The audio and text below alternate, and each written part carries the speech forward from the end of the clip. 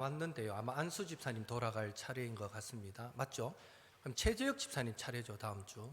그렇게 준비해 주시고, 우리 오후 예배 대표 기도 순서가 한 번씩 종종 빠지게 됩니다. 요 근래에 들어와서 예배 기도를 맡았다는 것은 정말 중요한 순서를 맡은 건데, 미리미리 기도를 좀 잘 준비해 주시고, 저는 못해요 하고 그냥 쏙 빠져버리면, 말도 없이 빠져버리면 그건 하나님의 예배를 방해하는 겁니다. 그러니까 적어도 대표 기도하는 그 시간만큼은 미리 준비하시고, 또 순서에 나와 있으니까 미리 보시고, 몰랐다 이것도 하나님 앞에 핑계거리거든요. 미리 보시고, 내 전 사람 내 후 사람이 누군지 알 수 있으니까 그렇게 잘 준비하셔가지고 예배가 이왕이면 더 은혜롭게 진행되도록 그렇게 좀 부탁을 드리도록 하겠습니다.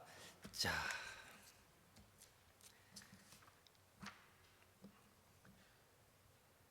오늘 본문은 소위 마게도냐인의 부름이라 불리는 유명한 장면입니다.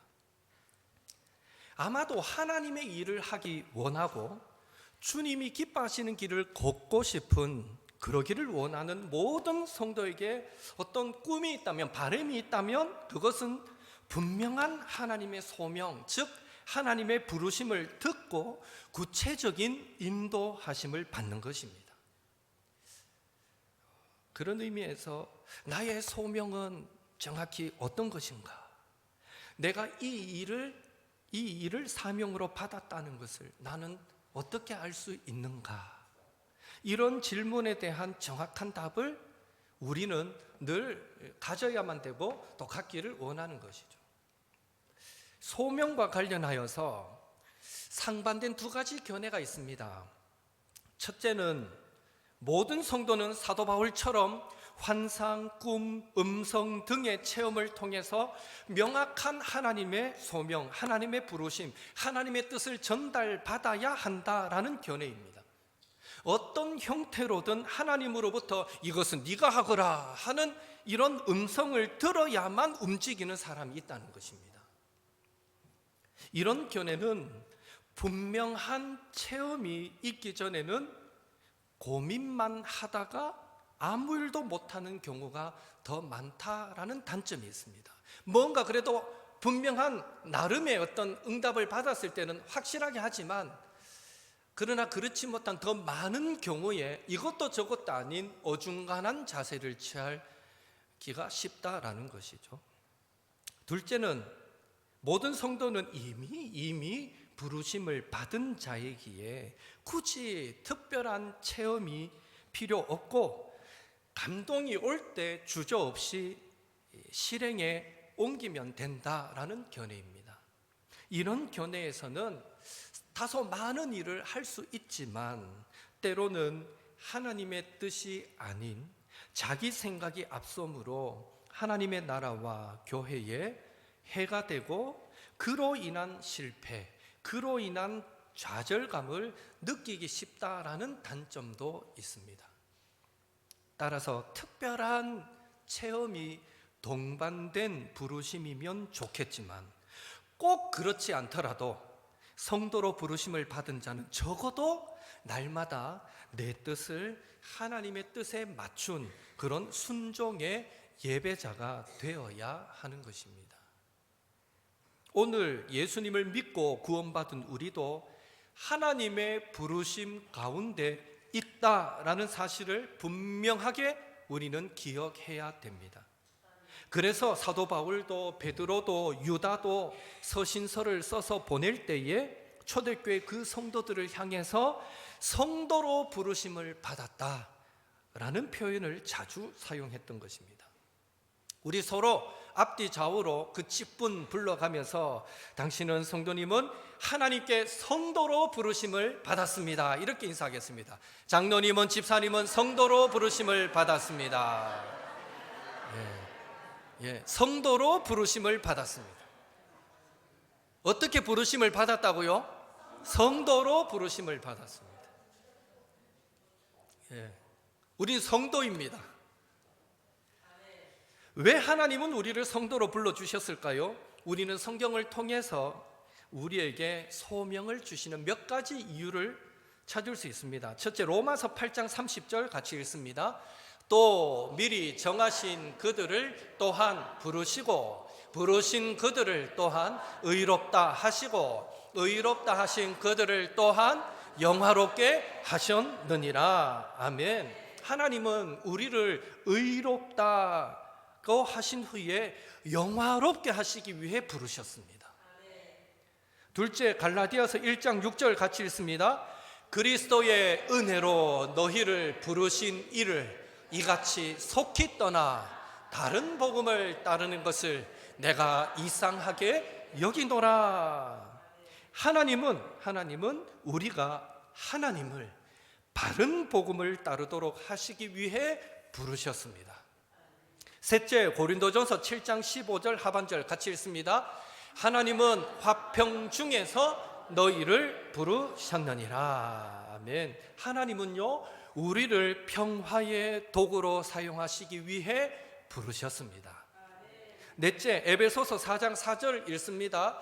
몸이 하나요 성령도 한 분이시니 이와 같이 너희가 부르심의 한 소망 안에서 부르심을 받았느니라. 아멘. 하나님은 우리를 교회의 일치와 연합을 위해 부르셨습니다. 다섯째로 데살로니가전서 2장 12절 같이 읽습니다. 이는 너희를 부르사 자기 나라와 영광에 이르게 하시는 하나님께 합당히 행하게 하려 함이라. 아멘. 하나님은 우리를 하나님께 합당히 행하게 하려고, 하나님 앞에 책망할 것이 없도록 행하게 하려고 부르셨습니다. 여섯째로 데살로니가전서 4장 7절도 같이 읽습니다. 하나님이 우리를 부르심은 부정하게 하심이 아니요 거룩하게 하심이니. 아멘. 하나님은 우리를 거룩하게 하시려고, 세상과 구별되게 하시려고 부르셨습니다. 한마디로 하나님은 하나님의 선한 사역을 위해서, 그리고 선한 길로 인도하시기 위해서 저와 여러분을 성도로 구별된 자로 하나님의 자녀로 불러주신 것입니다. 오늘 저와 여러분이 이 자리에 앉아서 함께 예배하고 있다는 사실만으로도 우리는 하나님의 부르심을 받은 자라는 확신을 가질 수 있습니다. 우리는 하나님의 부르심을 받은 자이기에 매사에 무슨 일을 만나든지 분명한 하나님의 섭리 속에 최후 승리를 향해 나아가고 있다라고 믿어야 합니다. 그래서 바울은 로마서 8장 30절처럼 고백할 수밖에 없었던 것이죠. 한 번 더 읽습니다. 또 미리 정하신 그들을 또한 부르시고 부르신 그들을 또한 의롭다 하시고 의롭다 하신 그들을 또한 영화롭게 하셨느니라. 아멘. 우리를 영화롭게 하시기를 원한대요. 다르게 말하면 우리를 최후 승리 얻는 자리로 이끄시기를 원하신다는 것입니다. 이번 한 주간도 우리는 도울 힘 없는 사람의 부름을 받은 자들이 아닙니다. 우리를 사망으로 이끌고 가는 사탄의 부름을 받은 자들도 아닙니다. 우리를 거룩하고 영화롭게 하실 하나님의 부름을 받은 자임을 믿으시고 어떤 순간에도 최후 승리를 확신하면서 더욱 강하고 담대하게 살아가시는 저와 여러분이 될 수 있기를 예수님의 이름으로 축원합니다. 그렇다면 하나님은 부르신 자들, 소명을 받은 자들을 어떻게 하실까요?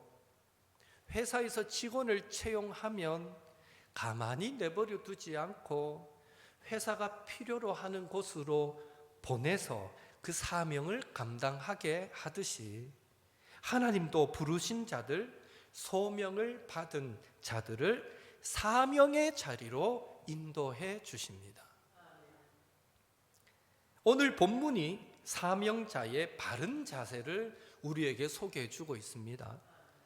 본문에 아주 인상 깊은 단어가 두 개 나옵니다. 첫째 단어는 9절에 나오는 환상이라는 단어인데요, 영어 성경은 이 환상을 비전이라는 말로 번역했습니다. 바울이 밤에 보았던 환상은 하나님께서 앞으로 행하실 놀라운 사역에 대한 비전, 하나님의 뜻, 하나님의 계획이었던 것입니다. 즉 바울이 본 환상은 곧 하나님의 인도하심이었습니다.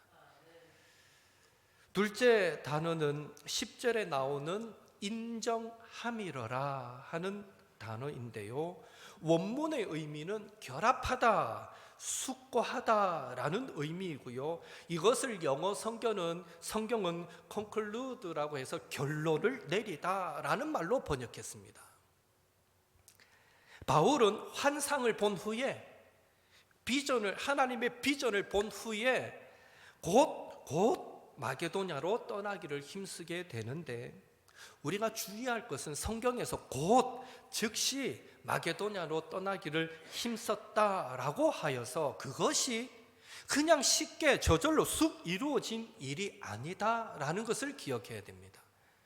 다시 말해 인정함이러라 라는 이 말은요, 심사숙고 끝에 마게도냐 사람들에게 복음을 전하는 것을 하나님의 인도하심이다 라고 결론 내려서 그 하나님의 비전에, 그 하나님의 인도하심에 나의 계획을, 자신의 계획을 결합시켰다라는 의미가 되는 것입니다. 오늘날 선교를 떠나는 많은 선교사님들도요, 적어도 그 선교의 준비를 3년에서 5년 준비를 합니다. 나라를, 지역을 선택합니다. 얼마나 기도하겠습니까?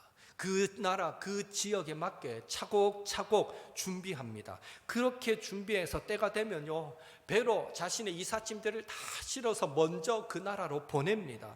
그리고 마지막에 비행기를 오르게 되는 것입니다.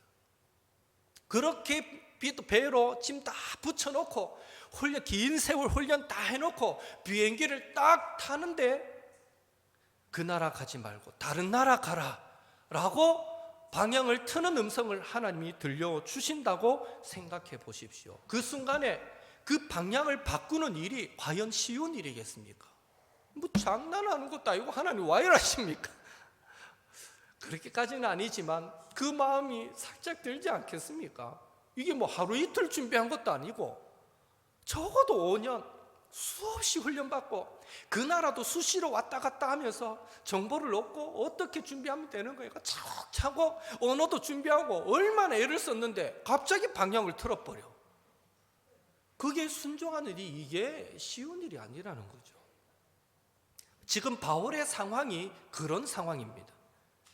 결국 바울이 그 환상을 인정했다라는 것은 충분히 심사숙고한 끝에 하나님의 인도하심을 온전히 신뢰함으로 내린 진지한 결정이었다라는 의미가 됩니다. 그랬기에 바울은 그 길을 따라가는 그 선교 가운데 많은 고난과 환난이 있어도요, 그 속에서도 흔들림 없이 믿음으로 담대히 걸어갈 수 있었던 것입니다. 분명한 사실은 하나님은 부르신 자들을 하나님의 길로 인도하신다라는 것입니다. 우리는 그것을 믿어야 합니다. 하나님은 저와 여러분을 주의 자녀로, 성도로 부르신 줄로 믿습니다. 그렇기 때문에 부르신 우리를 오늘도 하나님의 선하신 길로 인도하고 계신 줄로 믿습니다. 아버지와 아들이 함께, 아들이 운동화를 사러 갔습니다. 아들이 묻습니다. 아빠 돈 얼마 벌어? 뜬금없는 질문에 아버지가, 야, 그걸 갑자기 왜 물어? 그러자 아들이 말합니다. 아빠, 나 저거 7만 5천 원짜리 사고 싶은데 아빠가 돈을 좀 적게 벌면 6만 5천 원짜리 사려고 라고 대답합니다. 아들의 그 말을 들었을 때 아빠는 기특해라, 돈 1만 원이라도 아껴주려고 아빠의 주머니 사정을 헤아려서 어떻게 저런 생각을 할 수 있노? 아이고 기특해라 라고 말씀하시겠습니까? 아니면 야, 이놈 봐라, 아빠를 무시해도 정도 것이지 그 돈 많은 차이 때문에 아빠 돈 얼마 벌으라고 묻노 하고 살짝 아빠를 의심하는 것 같은, 얕보는 것 같은 그 질문에 살짝 자존심이 상할 것 같습니다. 저 같으면 후자일 것 같습니다.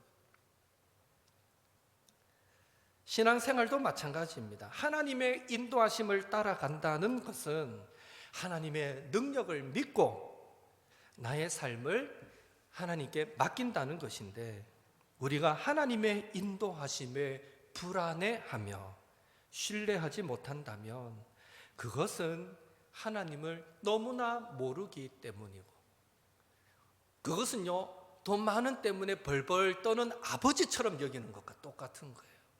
그 아버지는 절대 그럴 일 없는데 아들의 시선에서 그렇게 여긴다는 거죠. 의도치 않게 하나님을 무시하는 처사가 되고 마는 것입니다. 우리 하나님께는 불가능이 없는 줄로 믿습니다. 하나님께서 하시고자 하면 문제가 되지 않는 것들을 우리는 늘 우리의 기준에서 생각하기 때문에 하나님을 신뢰하지 못할 때가 있습니다. 그래서 하나님은 이사야에게 이렇게 말씀하셨습니다. 이사야 55장 8절 9절 같이 읽습니다. 이는 내 생각이 너희의 생각과 다르며 내 길은 너희의 길과 다름이니라. 여호와의 말씀이니라. 이는 하늘이 땅보다 높음같이 내 길은 너희의 길보다 높으며 내 생각은 너희의 생각보다 높음이니라. 아멘. 성도에게 필요한 자세는 하나님의 인도하심을 믿고 신뢰하여 따라가는 것입니다. 그렇다면 우리는 어떻게 하나님의 인도하심을 경험할 수 있겠습니까? 누가복음 24장 45절 같이 읽겠습니다. 이에 그들의 마음을 열어 성경을 깨닫게 하시고, 열린 마음으로 하나님의 말씀 성경을 읽을 때 우리는 하나님의 인도하심을 경험할 수 있습니다. 아, 하나님이 날 지금 인도해 주고 계시는구나. 그걸 알고 싶으면요, 열린 마음으로 하나님의 말씀에 가까이 다가가야 합니다. 둘째로 열왕기상 3장 9절 같이 읽습니다. 누가 주의 이 많은 백성을 재판할 수 있사오리까? 듣는 마음을 종에게 주사 주의 백성을 재판하여 선악을 분별하게 하옵소서. 하나님의 음성과 백성의 소리를 잘 경청하는 귀가 있을 때 우리는 하나님의 인도하심을 경험할 수 있습니다. 셋째로 시편 51편 10절 같이 읽습니다. 하나님이여 내 속에 정한 마음을 창조하시고 내 안에 정직한 영을 새롭게 하소서. 순결한 마음, 정직한 영이 있을 때 우리는 하나님의 인도하심을 더 가깝게 경험할 수 있습니다. 넷째로 로마서 12장 11절 같이 읽습니다. 부지런하여 게으르지 말고 열심을 품고 주를 섬기라. 우리의 손과 발을 가지고 부지런함과 열심으로 주를 섬길 때 막 특별한 부르심, 막 어떤 체험적인 어떤 그런 것으로 우리를 확 부르시지 않는다 할지라도 열심과 부지런함으로 주를 섬길 때 우리는 하나님의 인도하심을 더 자주, 더 강하게 경험하게 되는 것입니다. 이번 한 주간도 열린 마음으로 하나님의 말씀을 가까이 하시고 듣는 마음으로 하나님과 주변 사람들의 소리에 잘 귀를 기울이시고 날마다 우리의 마음을 순결한 마음으로 새롭게 하시고 가정이든 일터든 교회든 부지런함과 열심으로 섬기실 때에 우리를 부르신 그곳이 하나님을 예배하는 자리가 되며 우리를 부르신 그곳에서 하나님의 인도하심을 풍성히 경험하는 그 기쁨, 그 은혜를 누리시는 옥토의 성도님들 되시기를 예수님의 이름으로 축원합니다. 원래